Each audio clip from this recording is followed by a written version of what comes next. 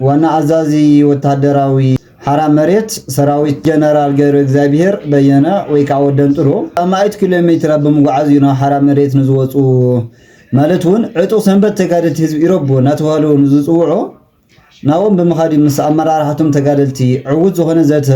ከም ዝገበረዩ ናተሓበረ ዝርከብ ወዳን ጥሩ ምስቲ ዋና አዛዚ ግንባር ክልት ኮሎኔል ንጉስ ገብረ ጨርቆስ ወይ ከዓ አቦይ ናተባለ ጽዋዕ ሓዊሱ ገለ ሓለፍቲ ግንባር ክልት ምራቅ ዝኾኖ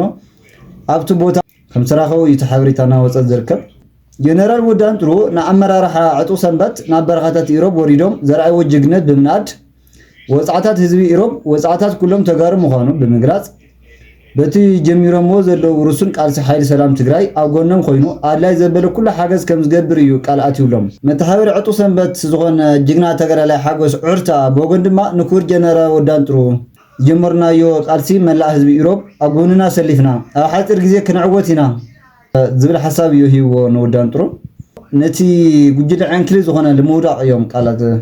ቃል አትዮም ዘሎ ማለት እዩ እዚ ሳውያ ሚዲያ እዩ ዘለኩም ሐሳብ ኣብ ኮሜንት ጻሐፉልና